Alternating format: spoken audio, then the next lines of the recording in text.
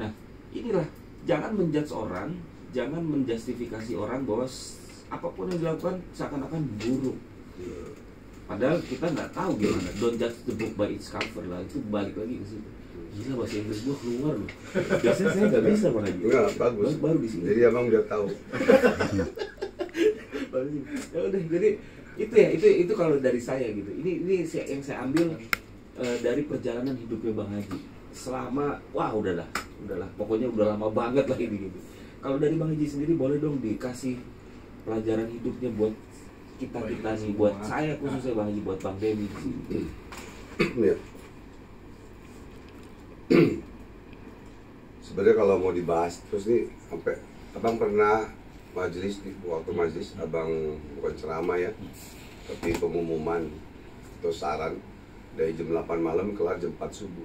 Nah, ini kita ambil garis besarnya. Sebenarnya belum ini, belum tuntas. Oh, belum tuntas. Sebetulnya. Oh, sebetulnya belum tuntas. Ya, tapi nggak apa-apa.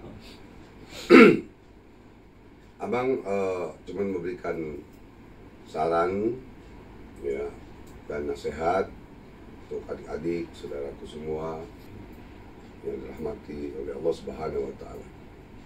Bahwa dalam hidup ini sangatlah berat dan ujian-ujian akan berat juga. Kita hidup diuji oleh Allah Subhanahu wa taala dan mati pun kita diuji oleh Allah Subhanahu wa taala, akan diminta pertanggungjawabannya. Untuk menjalankan hidup ini, apa yang dipesan oleh para ulama, para guru-guru, para habaib, kurang lebihnya duit, D-U-I-T, doa, usaha, iman, tawakal. Bang tambahin lagi deh, SIP, S-S-I-P, sabar, syukur, ikhlas, pasrah. Artikan itu dulu.